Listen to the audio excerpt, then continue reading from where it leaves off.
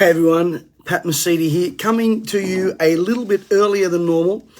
Busy, hectic day ahead. We were absolutely slammed with the Gerald Celente interview we did, but I got some good news because many of you have been inboxing me, telling me, Pat, we missed out. How can we get it? Can we get a video? Can you send us an email? I've got better news for you than that. But look, I'm really today. We know that governments lie. Liars just lie. That's what liars do. That's why you call them liars.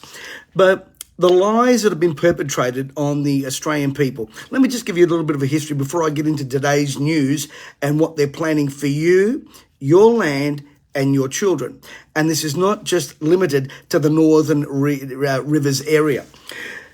They lied. They lied to us about lockdowns. Remember that? 2 weeks to flatten the curve? Well, it's 2 years and still some of these unjust mandates are in place. As a matter of fact, New York right now reversed and demanded that all people that were fired because of mandates receive back pays and their jobs reinstated. So why isn't the globalist agenda-driven Labor government, mind you, not much better with the Liberals, doing that for the people of Australia? Why are they not doing it? So they lied about that. They lied about the thing, the thing I'm talking about. The thing I'm not allowed to mention, the one, you know what I'm talking about. They lied about that. They lied about that. They lied about the procedure. Well, it so happens now that they never tested the procedure. All of a sudden, healthy-bodied people, sportsmen, flies are dropping like sportsmen. So they lied about that while they enriched themselves. And by the way, all of those, the old guard that introduced that, they're all resigning. Federal and even state. Why? Well, they've got their handshakes, their payouts, they're out the door. They lied also, what's this, about the mandates. Remember the mandates? They weren't going to be forced. Now, there's a point what I'm making here. They lied. Just remember, that's what they do. Jim Rowan said, why do we call them liars? Because that's what liars do. Liars lie. So they lied about the mandates when they said they won't be forced. They lied also about things like discrimination. Well, it just so happens that they do discriminate, especially amongst people of faith. So if you are a person of faith, your job is in jeopardy. This so-called society that wants to be inclusive and tolerant is tolerant of everyone except those of us with an opinion or with a narrative that is different to the norm. They're lying to us. Now, if you were part of the Gerald Celente a live stream that we did, we're doing an encore tomorrow. There is a link in the top of this description. He spoke about what's really going on in the Ukraine and Russia. I'm not going to talk about it here publicly, but they're lying about that. Matter of fact, well, I'll just leave it. I don't want to ruin it. They're lying about that. If you want to hear about what's really going on, get on board, because that will really open your eyes to what's going on.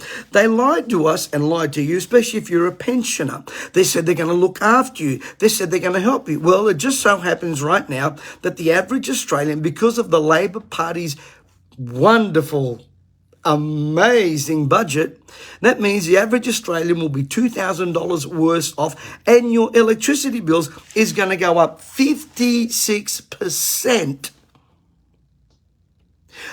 I thought Albanese promised us a $275 tax cut. I get it.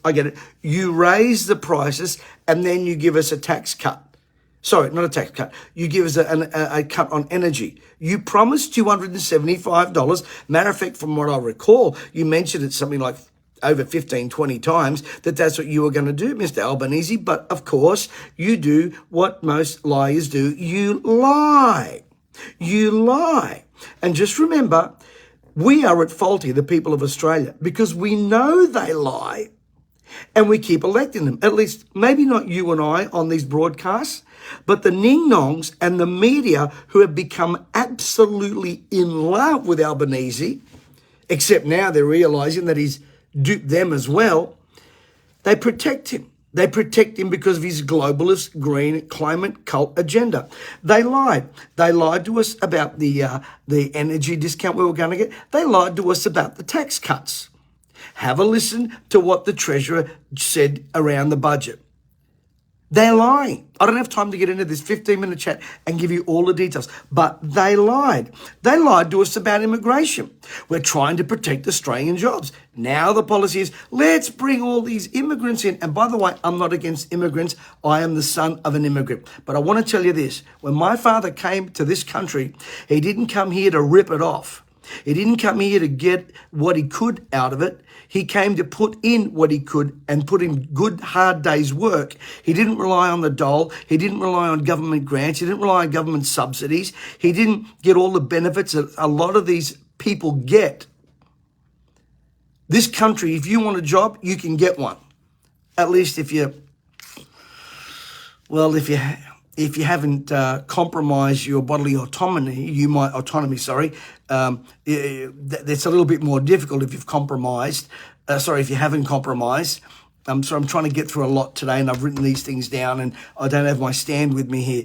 But if you're one of these people that refuse to compromise and bow the knee to relinquishing your bodily autonomy, which basically puts yourself at risk, then people like that, it's harder for them to get a job. But let me just say this. So they're bringing in more immigrants. All the while, we've got a housing crisis. We've got a rental crisis. Now, here's the interesting thing. Anytime the government wants to cut a deal with you, run. The Albanese government, and by the way, the New South Wales Liberal Party and the Commonwealth, guess what their new plan is? We're going to buy back the land from all the people of the Northern Rivers. Now, why I do believe those people in the Northern Rivers District, Lismore and everything else, have been hard done by, and they've not been looked after. And I'll tell you why.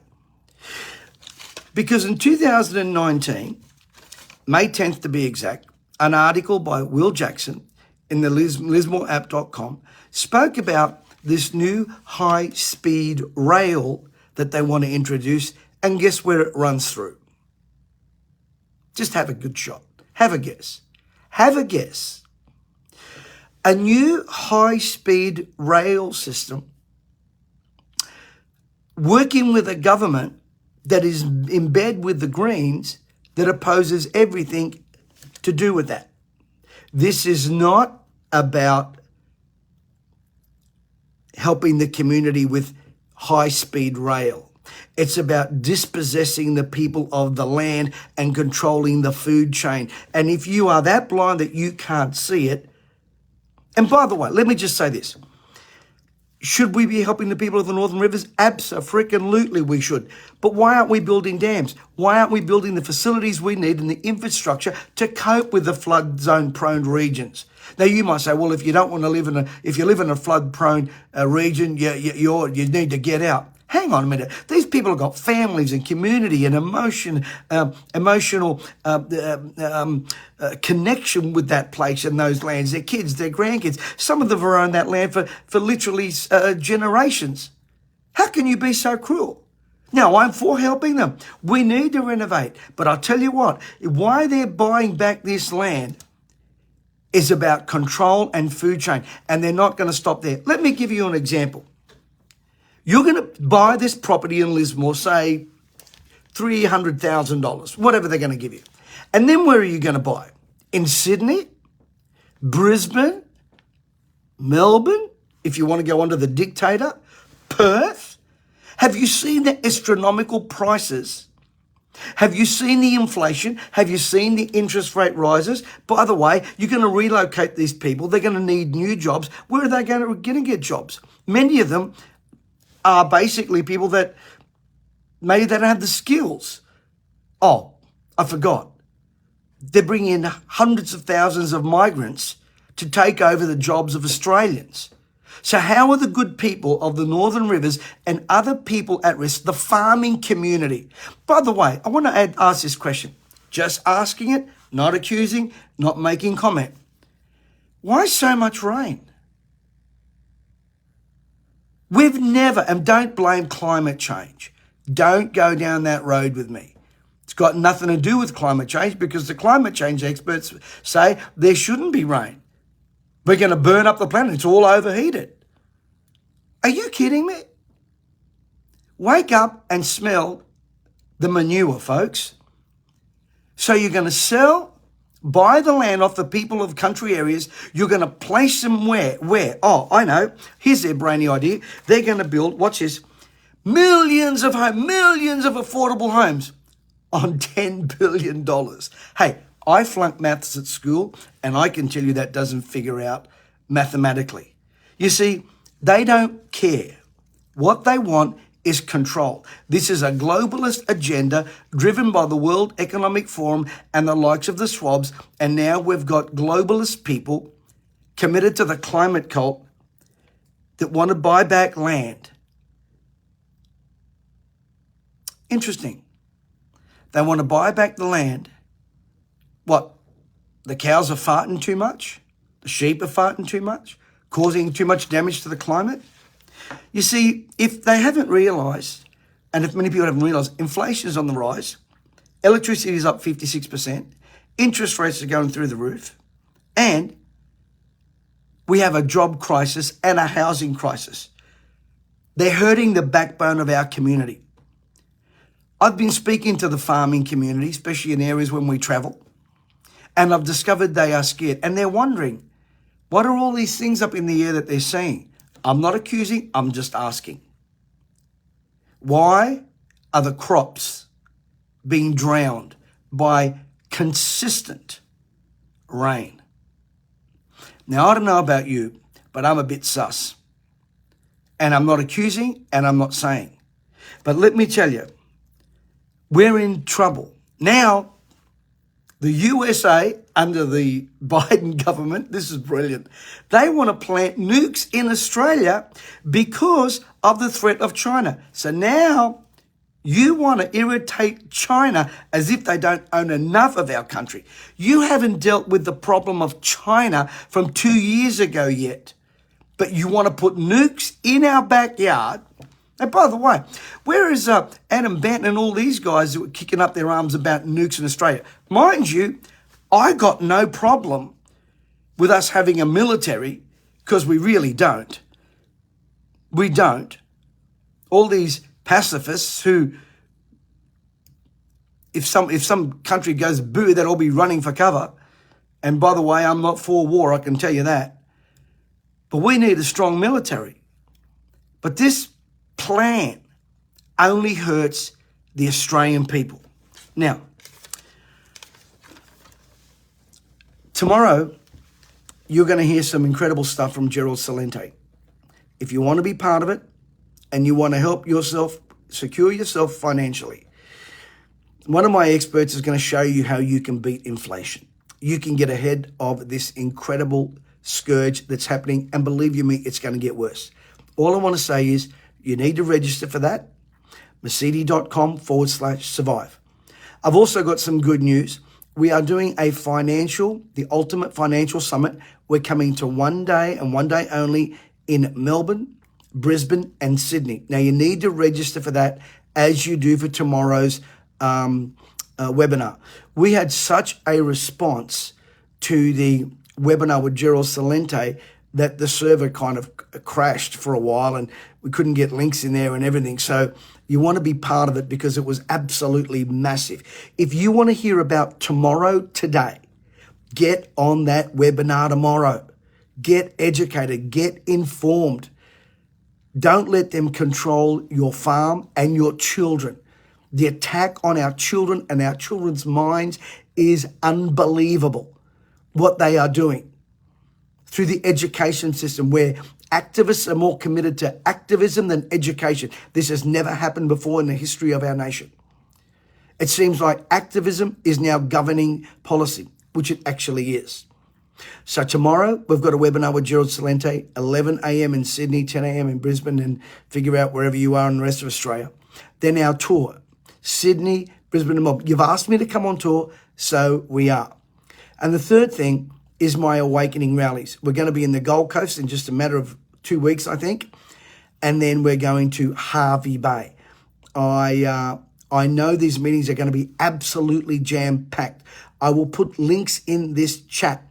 You must register for the awakening because our seats are limited. And if you miss out, folks.